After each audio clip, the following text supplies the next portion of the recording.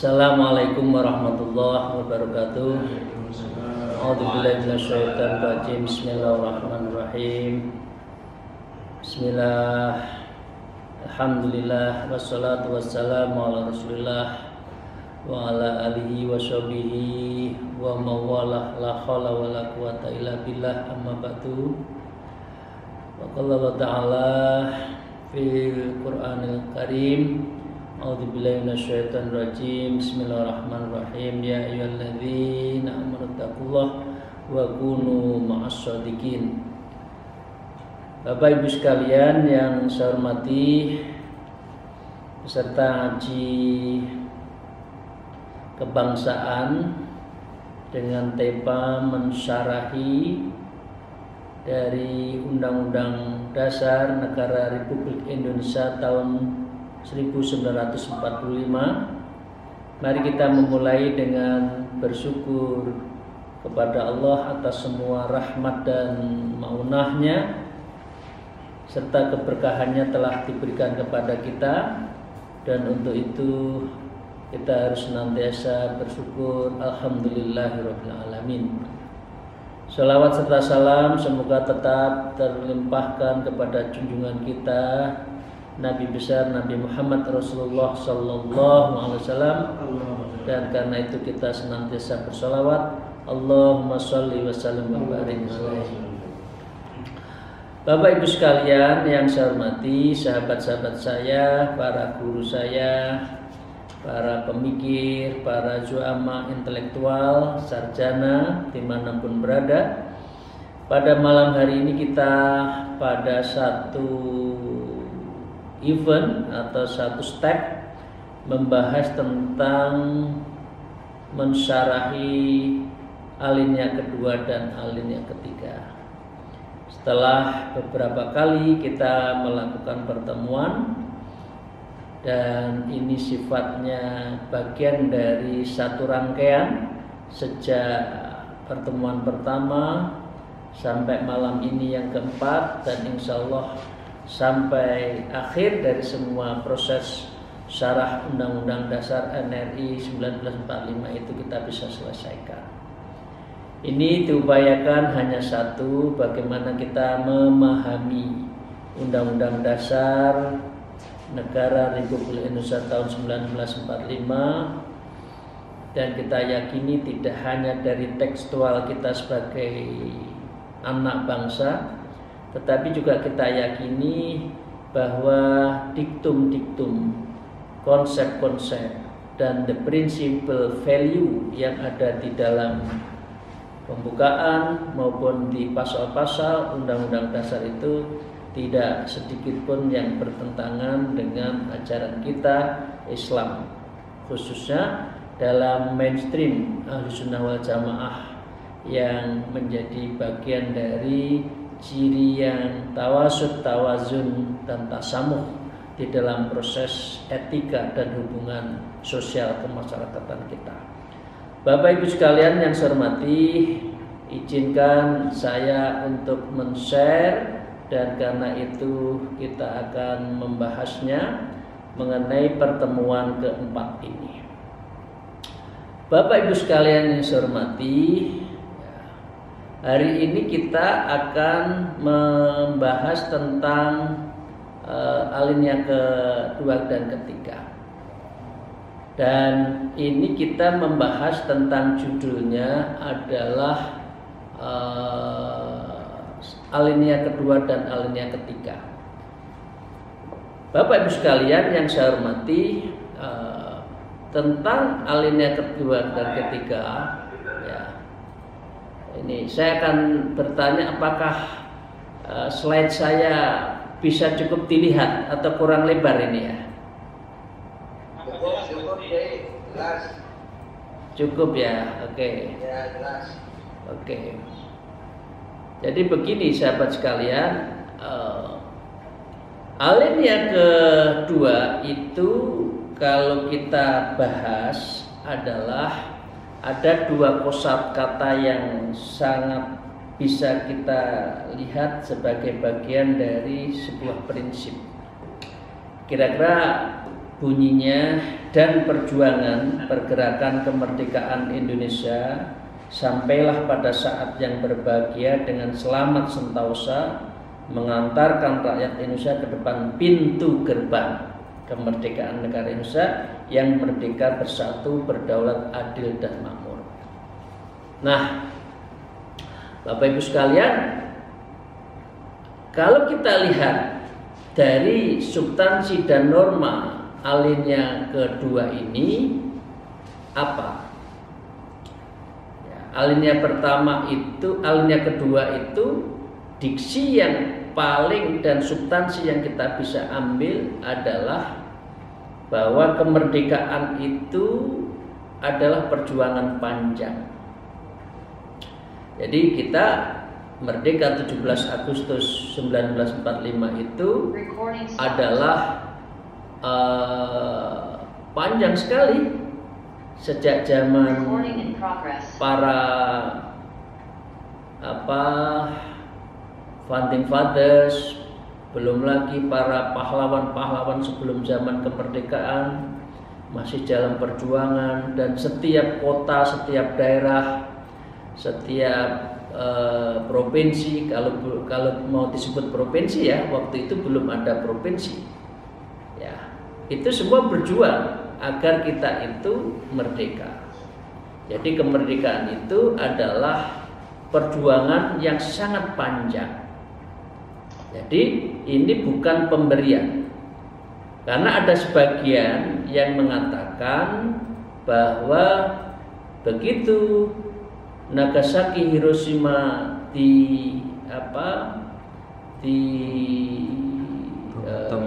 bom ya, situasi negara, situasi politik berubah.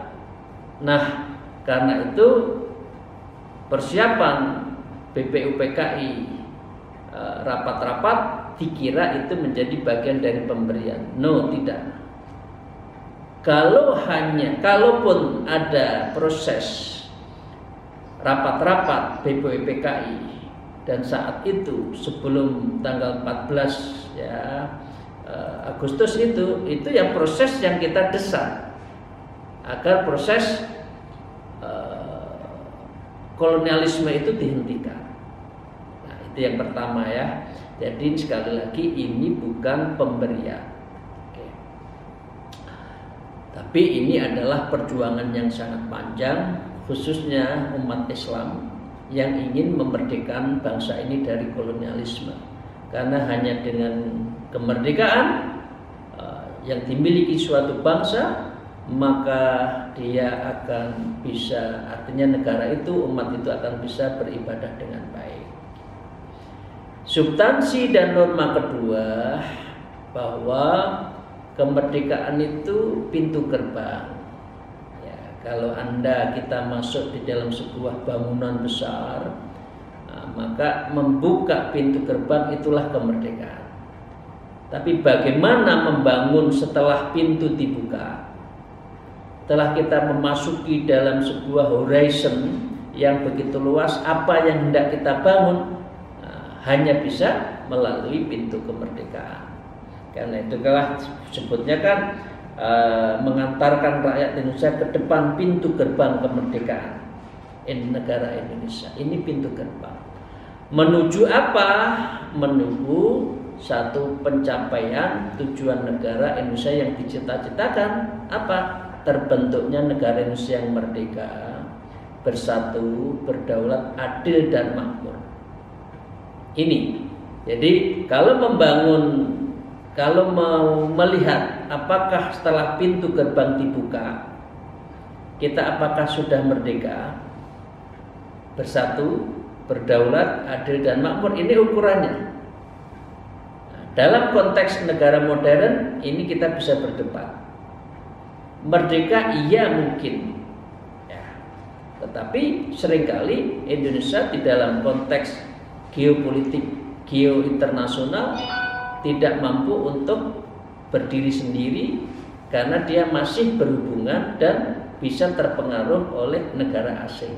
Nah, belum lagi kalau kita lihat sistem ekonomi kita yang cukup liberal, sehingga kemerdekaan ekonomi itu juga agak terkedodoran. Bersatu, kita juga lihat mulai ada kekerasan antar atas nama agama, atas nama etnis, atas nama hubungan pusat dan daerah.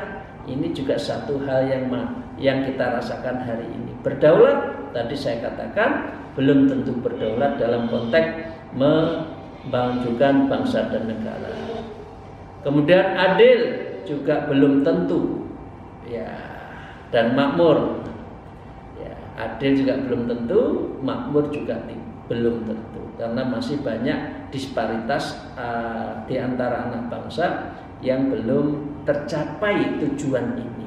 Meskipun kita sudah merdeka sejak tahun 1945. Ini adalah pekerjaan rumah besar kita untuk menuju ke sana, mengacu pada the substance of value yang ada di alinea kedua. Nah, dengan demikian bersatu itu bebas untuk menentukan nasib sendiri. Ya, kita itu menentukan harga ekspor impor sendiri, bisa nggak? Bukankah sebagian besar kita juga ada yang masih tergantung pada impor, sehingga mempengaruhi dari cadangan devisa kita. Semakin banyak kita mengimpor, ya maka devisa kita tergerus. Tapi kalau kita banyak mengekspor, maka kita akan mendapatkan devisa yang bagus. Yang kedua adalah bersatu, yaitu kesatuan yang meliputi rakyatnya bersatu, wilayahnya dari cabang Merauke, dari Pulau Miangas ya sampai Pulau Rote misalkan, itu harus bersatu tanpa diintervensi oleh siapapun. Dan yang ketiga, bersatu dalam hal kultur sebagai satu kesatuan yang menyatukan kita. Karena itu ada namanya Sumpah Pemuda, yaitu satu bangsa, satu bahasa, dan satu tanah air, yaitu Indonesia. Itu para sahabat sekalian. Nah, yang kedua, berdaulat. Seperti yang katakan tadi, pengertian berdaulat itu adalah sovereignty. Nah, sovereignty itu bisa dilihat dari teritori, dilihat dari segi ekonomi, dan dilihat dari komoditi.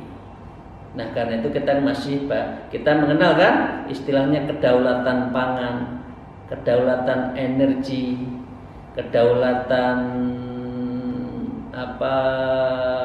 kedaulatan pangan yang paling terkenal ya, pangan, energi, dan kedaulatan di bidang menentukan kebijakan. Nah, dalam posisi seperti ini sebagai negara modern tentu tidak ada self-sufficiency. Dia akan berhubungan antara satu dengan negara lain, karena memang negara itu sekarang ini di negara modern tidak ada satupun yang self-sufficiency. Tapi intinya harus berdaulat. Nah, adil makmur, semangat yang dibangun oleh para founding-fathers kita itu, inilah disebut dengan adil dalam kemakmuran dan makmur dalam keadilan. Adil adalah sebuah proporsionalitas seseorang di dalam hak mendapatkan yang dimiliki oleh civil rights maupun dalam konteks dia sebagai warga negara. Makmur tentu dalam ukuran-ukuran di bidang ekonomi. Nah, makmur juga harus adil. Soalnya adil dan makmur itu satu kosakata yang tidak bisa terpisahkan. Nah, pendek kata para sahabat sekalian, the substance of value mission yang ada di dalam alinea kedua ini adalah menunjukkan semangat dari kita itu adalah semangat negara kesejahteraan atau welfare state. Welfare state adalah satu negara di antara gender ya dari sistem ekonomi yang lain. Di satu sisi ada liberalis kapitalis yang mengedepankan ada the capital dan the capital ekonomi. Di sisi yang lain ada namanya sosialis Marxis yang mengedepankan etatisme di dalam sistem pengambilan ekonomi. Nah, di Indonesia mengenal namanya welfare state, negara kesejahteraan. Negara kesejahteraan ini mensyaratkan tidak boleh ada satu kelompok yang terlalu menyolok di dalam hal kekayaannya, tetapi di sisi yang lain tidak boleh juga orang terlalu miskin. Lah ini disebut dengan negara kesejahteraan. Negara selalu hadir, tapi adaptatif dengan perubahan, adaptatif dengan dengan market, dengan pasar. Nah, teori baru welfare state ini banyak diberlakukan di negara-negara Skandinavia. Nah, teori di sana disebut ini adalah social market ekonomi, social market, pasar sosial, ya, pasar sosial ekonomi. Pasar berjalan, tetapi ekonomi juga harus adaptasi dengan perubahan. Tapi kalau pasarnya itu menjadikan orang tersiksa, maka negara harus hadir. Negara harus hadir itu ya kasus minyak, misalkan minyak goreng, ya, kemudian subsidi PSO dan sebagainya. Ini adalah ciri dari welfare state atau social market economy. Nah, para salikin, para sahabat semua yang saya cintai, maka izinkan saya mensyarahi dari nama perjuangan. Ya, itu kan disebutkan dan perjuangan, atau orang Islam menyebut al-jihad. Perjuangan dalam bahasa Islam disebut jihad, tapi jahada yujahidu jihad, ya, secara harfiah berarti sungguh-sungguh. Wa tujahidu fi sabilihi la'allakum tuflihun. Kira-kira gitu ya. Kalau Anda ingin menuju Allah, kalau kita mau mesuluk ilallah wa jahidu fi sabilihi, kita harus bersungguh-sungguh di jalan ini untuk apa? La'allakum tuflihun, agar kita itu menang. Nah, kemerdekaan Indonesia adalah jihad yang sungguh-sungguh. Karena itu ini disebut bukan pemberian, tapi ini adalah perjuangan yang panjang. Jadi bukan dari pemberian, karena kita yang sungguh-sungguh berjihad memerdekakan bangsa ini. Nah, dengan demikian berusaha secara sungguh-sungguh untuk mencapai suatu yang diyakini, artinya kemerdekaan, bernilai tinggi dalam usaha hidup yang bersangkutan bahwa Indonesia harus merdeka melalui perjuangan. Nah, kesungguhan inilah ditandai dengan kesediaan untuk mengorbankan apa yang dicintainya, ya, hartanya, bendanya, bahkan nyawanya, dan sebagainya. Berapa banyak tokoh-tokoh kita, pahlawan kita, ya, bergelimangan, darahnya mengucur, ditembak, dibom, untuk apa? Untuk meyakini Indonesia harus merdeka. Jadi dengan demikian, ajaran untuk berjihad itu adalah ajaran agama kita. Berjihad untuk memerdekakan bangsa ini juga merupakan bagian dari perintah agama. Nah, sahabat, Bapak Ibu sekalian, kita jadi ingat, ya, Hasyim Asy'ari, ya, sebelum kemerdekaan, bahkan jauh hari, bahkan ini dirumuskan sebelum NU berdiri. Dan ini menjadi ajaan konon asasi adalah prinsip-prinsip dasarnya Kiai Asy'ari yang intinya 3. 1. Mengajak bersatu. 2. Mengajak merdeka. 3. Mengajak mengisi kemerdekaan. Bersatu adalah bagian yang dia, artinya bangsa, waktu itu belum ada bangsa Indonesia, belum Sumpah Pemuda juga belum ada, tapi Kiai Hasyim Asy'ari mengatakan hanya bersatu itulah kita akan kuat. Nah, yang kedua intinya membangun bangsa. Ini belum ada namanya bangsa Indonesia, belum ada konsep negara, belum ada bentuk negara, belum ada dasar negara, belum ada pilihan sistem pemerintahannya, belum ada. Tapi Ya Hasyim Asy'ari sudah mengarahkan agar nanti kalau merdeka kita itu adalah sebagai nation state, negara bangsa. Ini apa? Dirumuskan oleh Ya Hasyim Asy'ari dalam Qanun Asasi, yaitu annahum qad ittahadu ahwa'u hum wastaba'tu kalimatuhum wattafaqat wijhatuhum wa tawatta'at afkaruhum.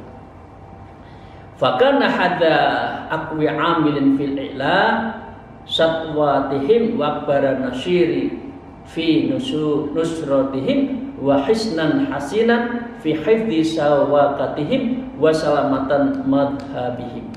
La tanalu a'da'ahum minhum maraman bal yuta'itiuna ru'usahum liyahabiyatihim ikraman wabluhuna sya'wan aziman. Ini yang disampaikan oleh Ya Hasyim Asy'ari di dalam apa? Di dalam Qanun Aslinya. Jadi kalau kita bersatu, ya semua akan selesai. Ya cita-cita kita akan tercapai. Syaratnya harus seiak sekata tadi disebutkan.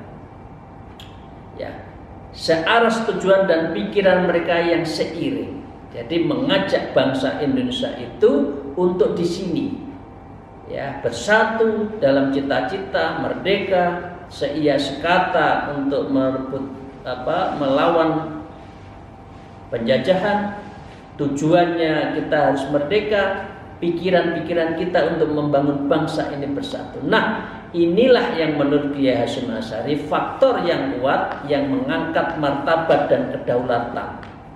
Ini menceritakan sebuah bangsa kalau merdeka itu berarti martabat kedaulatan tercipta dan benteng paling kokoh bagi menjaga kesatuan dan keselamatan ajaran mereka. Ini yang saya katakan tadi, hanya dengan merdeka kita itu bisa menyelamatkan, bisa melakukan, bisa mengimani dan bisa juga untuk menjalankan perintah-perintah Allah itu dengan sebaik-baiknya.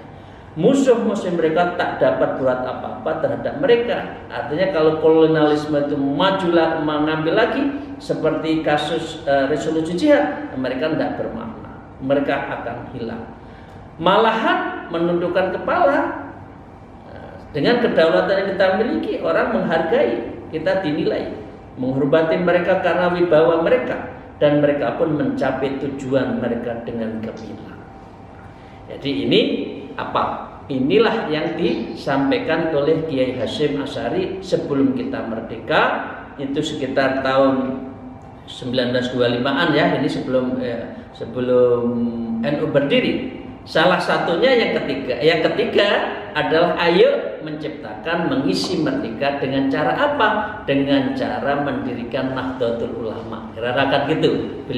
Nahdlatul Ulama adalah untuk memperjuangkan kemerdekaan, untuk menyatukan bangsa ini adalah sebagai nation state, dan yang ketiga adalah mendirikan NU untuk mengisi kemajuan bangsa. Nah, begitu juga para ibu sekalian, di dalam rentang sejarah modern, ya mengapa umat Islam itu merdeka dan menerima negara ini? Menurut Kiai Ahmad Shadiq, menurut Kiai Ahmad Shadiq, ketika perjuangan mereka kemerdekaan sudah mendekati keberhasilan, umat Islam memberikan saham yang besar. Jadi buat orang Islam, khususnya Nahdlatul Ulama, negara ini bukan yang ditemukan di tengah jalan, tidak. Negara ini adalah dipersiapkan dan kita memberikan saham terbesar, mulai dari perjuangan kemerdekaan, menyusun di PPKI, mempertahankan kemerdekaan resolusi jihad, begitu juga dalam konstituante, kita semua abdikan oleh orang NU itu untuk Indonesia tetap merdeka dan berdaulat.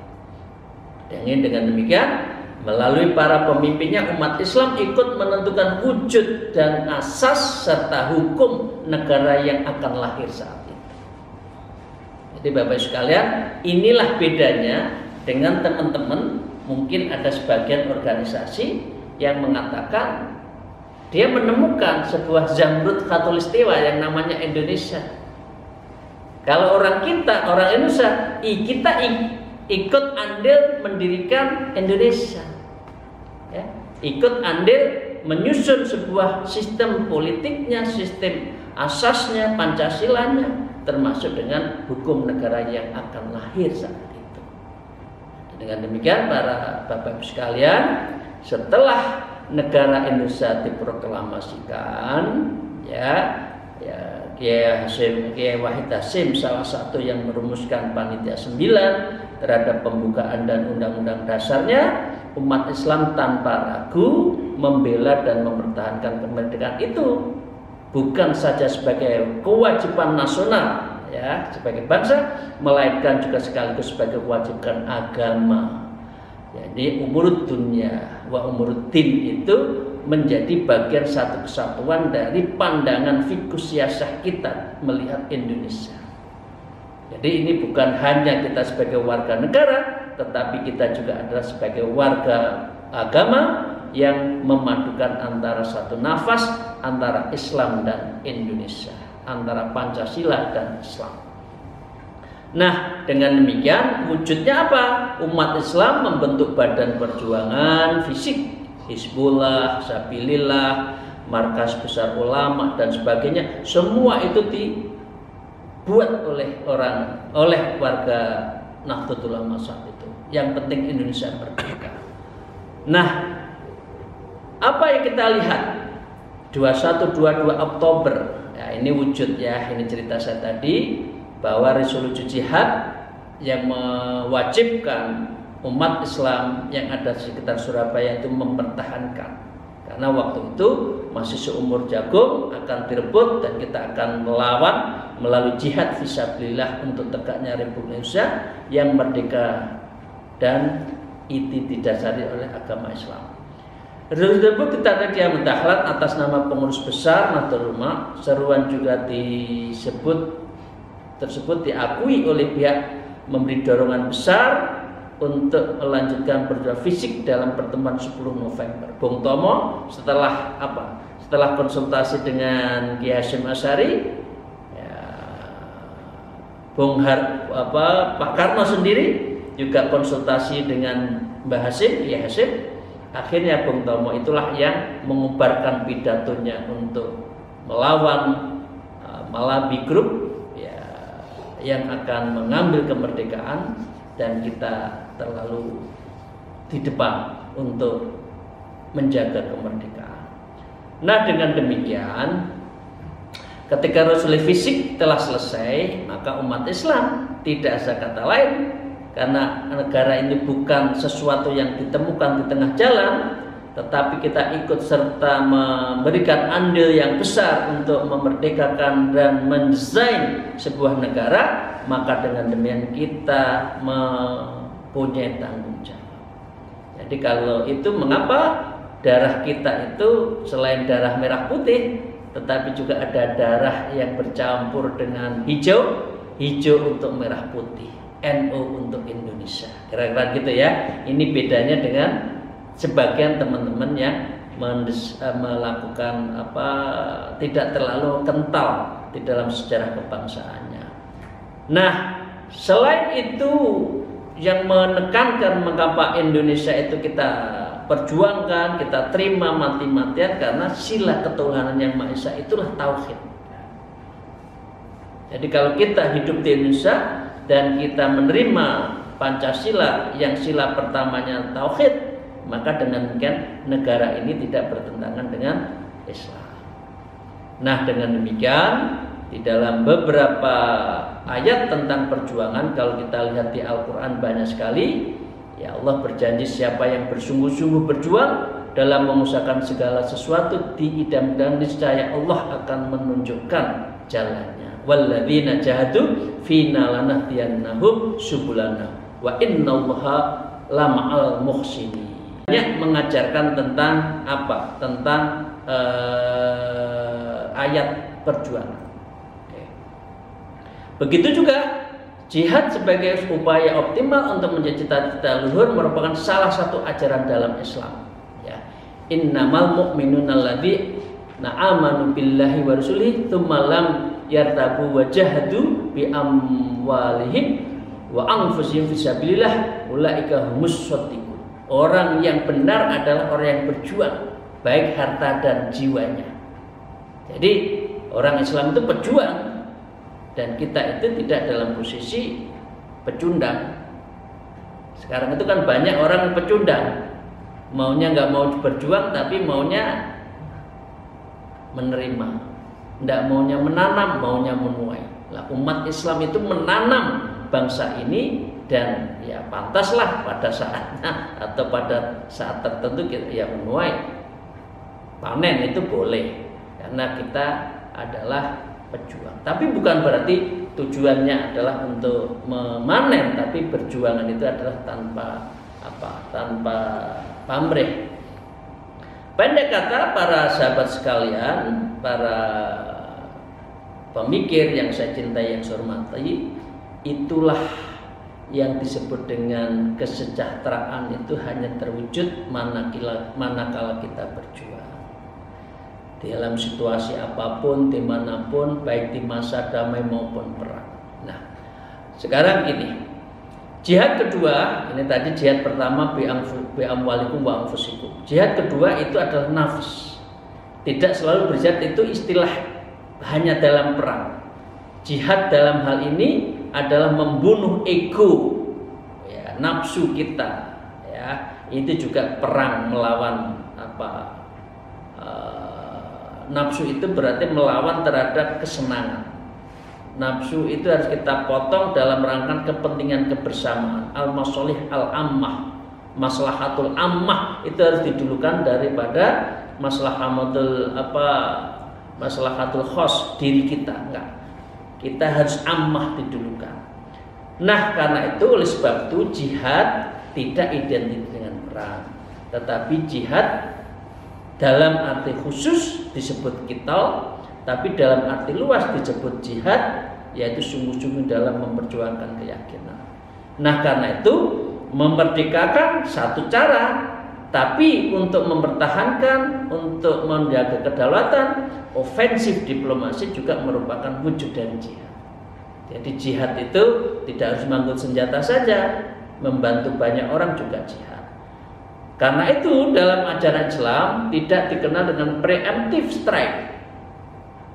Offensive war atau open war itu tidak dikenal. Tapi kita menjaga terhadap lawan, menjaga kedaulatan itu harus melawan. Tapi kalau kolonialisme, imperialisme bukan kita. Wa qatilu fisabilillah alladzi yuqatilunakum wala ta'tadu innallaha la yuhibbul mu'tadin. Oke. Nah, selanjutnya bahkan jika musuh dari kalangan orang musyrik sekalipun memerangi tiba-tiba minta perlindungan, ya kita harus jaga. Ini konsep perang Islam. Konsep perang itu humanisme, di atas semua kemenangan. Kemenangan tidak boleh dengan cara kedzaliman. Menang harus dengan menjaga kemanusiaan.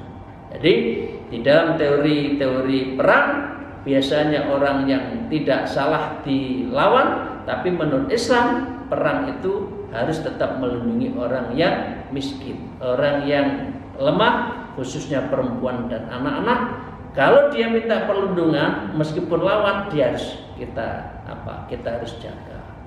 Nah, dengan demikian, Bapak Ibu sekalian, yang ingin saya katakan bahwa jihad itu tidak boleh didasari oleh rasa dendam. Karena kalau sudah dendam, itu bukan jihad, tapi permusuhan. Perang bukan permusuhan. Nah, dengan demikian, dalam konteks negara modern, jihad juga sesuatu yang berkaitan dengan kebenaran. Jihad melawan kewenang-wenangan atas sikap dan korup penguasa yang zalim, penguasa yang menyengsarakan rakyatnya, itu juga jihad. Anna rajulan sa'alan Nabi sallallahu alaihi wasallam ayu jihadu afdalu qala. Jadi ditanya Rasulullah oleh sahabatnya, mana jihad yang paling penting? Ya, kalimatul haq inda sultanin jairin. Jadi namanya jihad yang besar adalah mengatakan kebenaran di hadapan pemimpin yang zalim. Itu juga jihad. Nah, dengan demikian riwayat dari semua kita sebutkan bahwa jihad itu adalah mengatakan menjaga nafsu, menjaga dari angkara murka pribadi, itu juga bagian dari jihad yang besar. Oke. Nah sekarang kita alinea ketiga, alinea ketiga. Alinea ketiga itu intinya adalah menegaskan Indonesia adalah negara yang beragama, religiusitas. Itu kan disebut atas berkat rahmat Allah yang Maha Kuasa dan dengan didorong oleh keinginan luhur supaya berkehidupan kebangsaan yang bebas, maka rakyat Indonesia menyatakan dengan ini kemerdekaannya. Ini. Jadi substansi norma di alinea ketiga itu adalah Indonesia adalah bangsa yang beragama. Jadi kalau mengatakan bahwa Indonesia bukan negara agama, benar. Tapi kalau Indonesia adalah bukan negara beragama, salah. Indonesia adalah negara beragama, bukan negara agama. Yakin kan? Kita bukan negara teokrasi, tetapi religiusitas, ya, keagamaan seseorang, keagamaan itu dijunjung tinggi.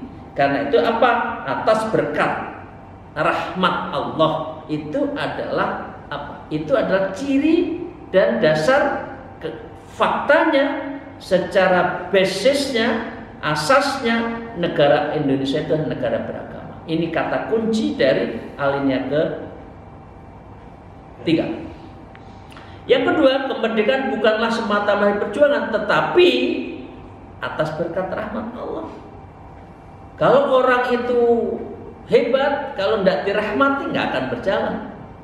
Berapa banyak musuh kita waktu itu, senjatanya, bomnya, meriamnya, ya, eksosenya, ya, peluru kendalinya, tapi dia kalah dengan bambu runcing kita. Mengapa? Karena rahmat Allah. Karena itu ini adalah declaration of religion. Ini adalah deklarasi dari religiusitas bangsa Indonesia. Ya, orang hebat apapun kalau tanpa rahmat, tanpa berkat, tidak akan berjalan. Bangsa apapun kalau tidak diberkahi Allah, dia nggak akan hidupnya tenang. Tetapi kita merdeka meskipun dalam suasana sederhana dalam perjuangan, senjatanya tidak seberapa, tapi atas berkat rahmat Allah yang Maha Kuasa, inilah akhirnya kita merdeka. Jadi rumusan ini adalah rangkaian dari perdebatan, ya, atas ini rumusan atas berkat rahmat Allah itu yang Maha Kuasa itu rumusannya panjang. Ini diawali dengan sidang PPKI 1 Juni. Bung Karno memperkenalkan Pancasila. 22 Juni Piagam Jakarta yang sudah menyusun Pancasila, yang ketuhanannya itu pada awalnya adalah alinea sila kelima, ditarik ke sila pertama. Di situ Kiai Wahid Hasyim ikut. Ya, Piagam Jakarta. 14 Juli itu adalah sudah dalam rumusannya. 17 Agustus deklarasi kemerdekaannya, 18 Agustus disahkannya. Itu semua akhirnya apa? Akhirnya bunyinya tetap atas berkat rahmat Allah yang Maha Kuasa. Gitu ya. Oke.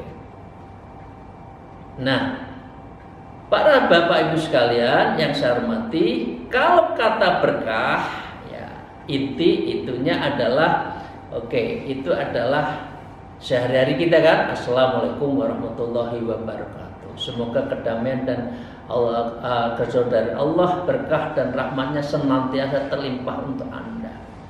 Kalau tanpa berkah apa? Kita nggak ada meluber rasa ketenangan. Uang banyak, tapi kalau tidak berkah susah. Tapi uang sedikit, tanda petik, tapi cukup, itu berkah, hidup kita menjadi enak. Jadi dengan demikian, kata perjuangan yang diberkahi Allah inilah yang menjadi para syuhada jiwa raga kita berjuang untuk memerdekakan. Sungguh benar kalimat dalam pembukaan konstitusi kita bahwa berkat Allah lah yang Maha Kuasa bangsa Indonesia mendapatkan kemerdekaannya. Nah, yang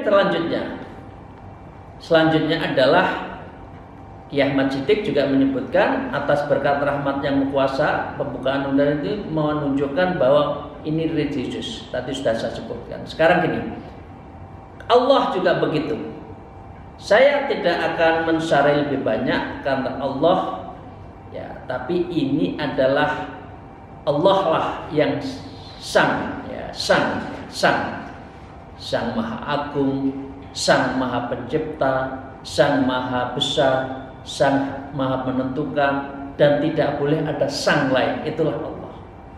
Nah, di dalam konteks itu kata Allah itu mempunyai prinsip yang the God muara dari kita semua. Oke. Sebelum ini disebutkan atas berkat rahmat Allah. Pada sidang PPKI ya tanggal 18 Agustus ada yang mempertanyakan mengapa nama Allah, mengapa tidak makan nama Tuhan. Ada. Salah satunya adalah I Ketut Puja mengusulkan atas berkat rahmat Allah yang Maha Kuasa diganti dengan atas berkat Tuhan yang Maha Kuasa. Ya, waktu itu pekan banyak kan? Jumlahnya tidak lagi 9, tapi 18 Agustus sudah 27 orang, sehingga mewakili dari beberapa suku kebangsaan, suku wilayah dan agama yang banyak. Kemudian Gusti Ketut Puja mengusulkan. Tapi hasil akhirnya ya tetap atas berkat rahmat Allah yang Maha Kuasa. Di alinea ke-3 dan ini sesuai dengan Berita Republik Indonesia tahun kedua artinya nomor 7 tanggal 15 Februari 46. Jadi bukti akhirnya yang ini sah sampai sekarang ini bunyinya tetap atas berkat rahmat Allah yang Maha Kuasa, tidak seperti yang dibahas di dalam detik-detik sebelum disahkannya undang-undang. Dengan demikian kembali lagi ya, Al-Quran banyak menyebut nama Allah, sekurangnya 604 kali ya, banyak juga disebut nama lain Asmaul Husna. Jadi dengan demikian 99 Asmaul Husna inilah yang menjadi ciri dari apa? Bukan ciri, inilah nama-nama lain dari Allah, tapi sabtennya itu Allah 99. Nah, di dalam ilmu thariqah ya, zikir itu adalah ada satu namanya zikirnya ismudzat, menyebut nama Allah yang semua zikir itu selalu ada nama Allah. La ilaha illallah, subhanallah, la haula wala quwata illa billah, subhanallah, alhamdulillah, Allahu akbar. Itu semua Allah. Nah, ada di dalam zikir itu namanya zikir ismudzat. Zikirnya menyebut nama Allah. Ya alladzina amanullah, ya ayyuhalladzina amanudzukurullah. Ya hai orang, sebutlah nama Allah. Ya, katsiran, dzikron katsiran, sebanyak-banyak, fasabihu bukratan wasilah. Nah, kalau zikir lain namanya la ilaha illallah, biasa disebut dengan zikir nafi isbat. Nah, dengan demikian Allah itu kata intinya adalah yang tadi sang maha, sang ini ya. Intinya Allah itu adalah laisa kamitslihi syai'un. Di dalam thariqah disebutkan Allah itu adalah Zatullah wahid bila kaifin wala mislin.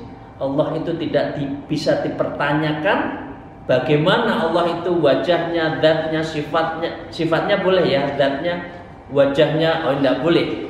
Walaupun ada wajhul jalali wal ikram ada, tapi bukan bila kaifin, bukan untuk dipertanyakan. Wa mislin, dan Allah juga tidak bisa tidak diperumpamakan. Sahabat sekalian, itu kira-kira substansi yang ada di alinea kedua dan alinea ketiga, beberapa kata kunci sudah kami sampaikan dan beberapa syarah juga telah kami sampaikan. Moga-moga apa yang kita sampaikan mendapatkan ridho dan maunah dari Allah Ta'ala. Mohon maaf jika apa yang saya katakan ada yang tidak berkenan. Kalaupun ada yang benar, ini adalah Allah. Kalaupun ada kekurangan dalam saya menyampaikan, ini adalah saya pribadi. Ini bagian dari syarah terhadap alinea kedua dan alinea ketiga, yang beberapa prinsipnya kami sampaikan. Tentu masih banyak yang lain yang perlu kami bahas, tapi rasanya untuk malam ini substansi di dalam alinea kedua ketiga itu adalah bicara tentang perjuangan, bicara tentang pintu gerbang, bicara tentang berkah, bicara tentang rahmat, bicara tentang Allah. Dan inilah sebagai substansi yang menunjukkan bahwa Indonesia adalah bangsa dan negara yang religius. Alhamdulillah, wallahu muwaffiq ila aqwamit thariq. Wassalamualaikum warahmatullahi wabarakatuh.